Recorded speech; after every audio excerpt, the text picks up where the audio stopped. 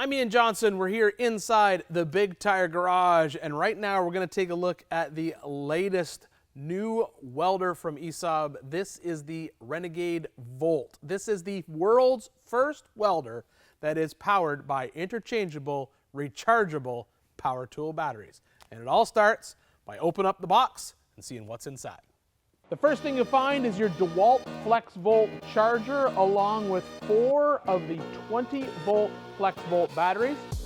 The actual Renegade welding machine. Now this is the ES200i. It's a 200 amp basically stick welder or TIG machine. The actual battery module, which is separate from the machine to make transporting the machine a lot easier. It can run off the batteries or 230 or 110 input, and then you'll get an arc stinger and a ground clamp.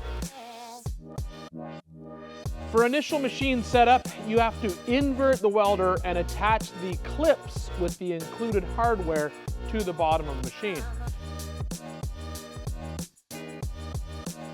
These clips allow you to lock the welder onto the battery pack when you're ready to weld.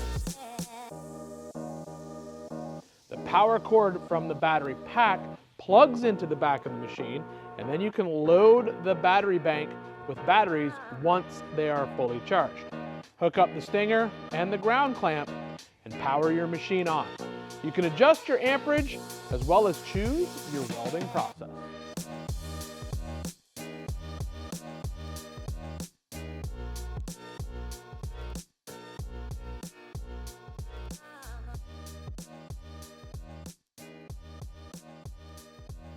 The ESAB Volt is more than just a cordless welder. It all starts with this Renegade 200 amp power supply sitting on top. This is a standalone welder, both DC TIG and stick.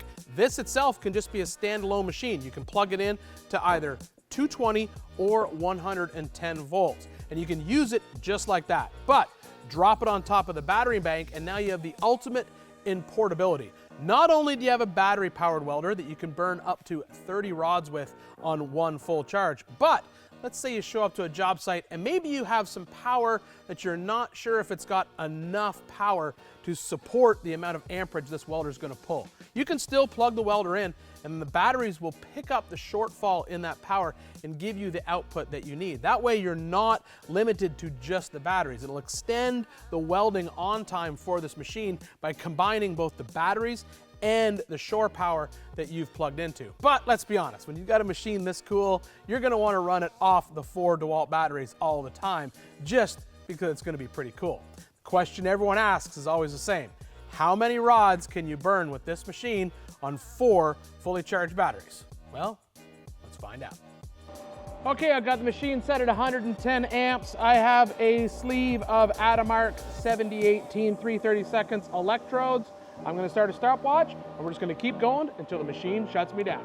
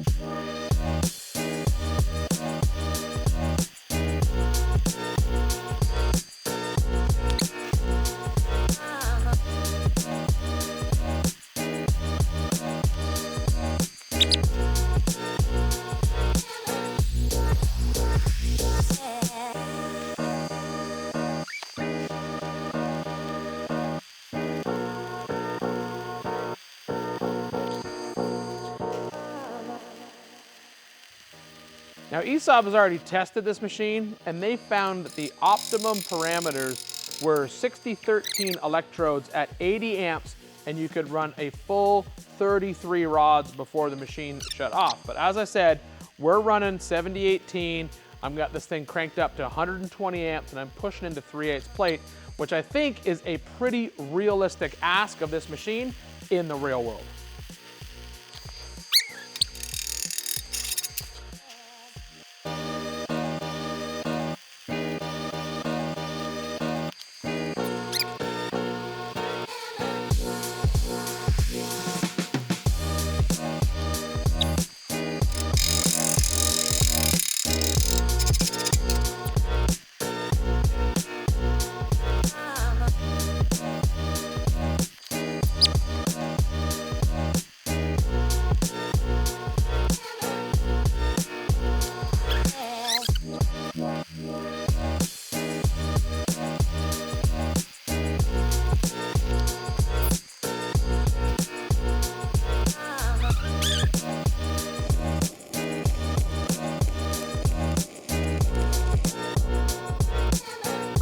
Shut down. There we go. That's the end of it. What do we get?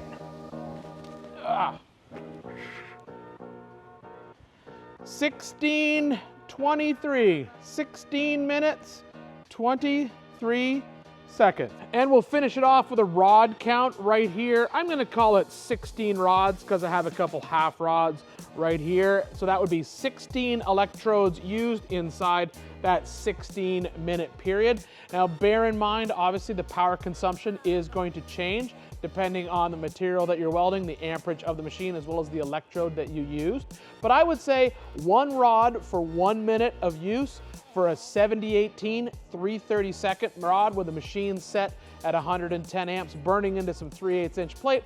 That is pretty impressive, and the best part is, as I mentioned before, if I wanted to keep welding, I could either A, just plug the machine into the wall, or B, swap in a complete fresh set of Dewalt batteries and I wouldn't have to stop at all. Now, I don't consider myself a very good stick welder, but I would say pushing this rod into 3/8 inch plate with a battery powered welder, I am pretty impressed with the finished product.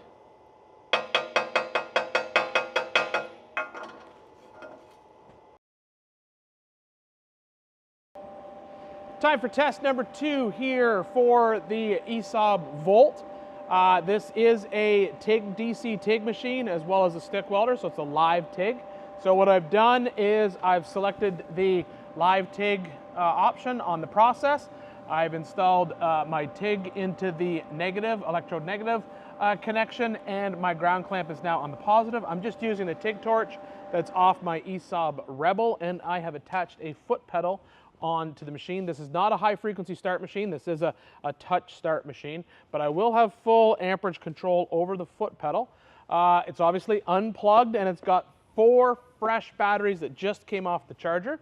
So just like with the stick machine, I'm gonna go ahead and start a timer, and I'll turn on the gas first. We're ready to go. Okay, that's good to go. Okay.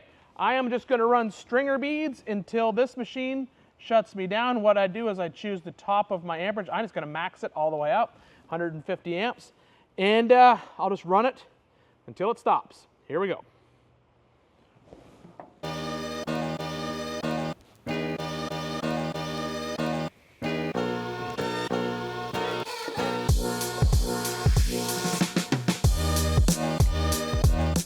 This time I got a stool, because I got a feeling we're going to be here for a little bit.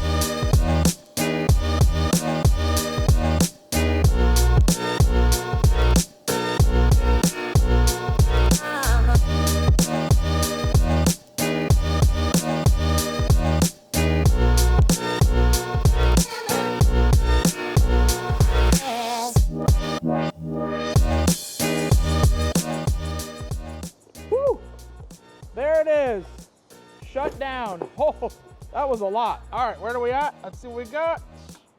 We're at 26 minutes and 30 seconds. Holy cow. That is a lot of TIG welding. Woo! With the stick welder, we went through and counted the number of electrodes used. With the TIG machine, I'm gonna do something a little bit different. What I did instead is obviously time it. We're at that 26-minute mark. But I ran the machine at basically 150 amps, and I was kind of maxed out the whole time just running stringers on this piece of 1/8" P&O plate.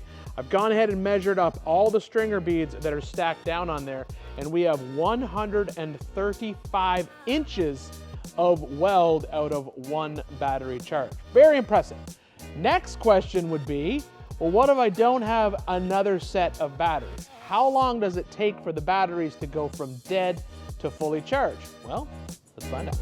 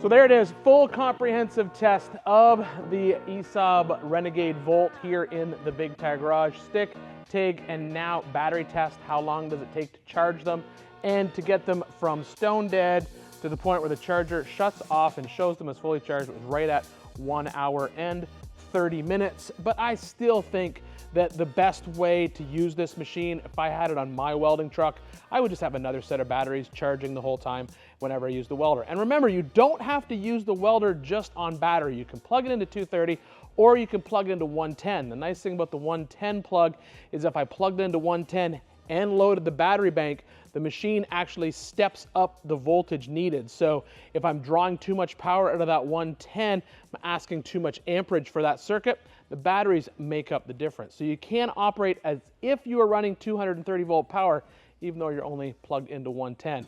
This is a great machine for light industrial repair, factories. Anytime you have a quick, easy job that you don't want to run out 100 feet of lead from your welding truck and you just need to weld something, the ESAB Volt is going to solve those problems.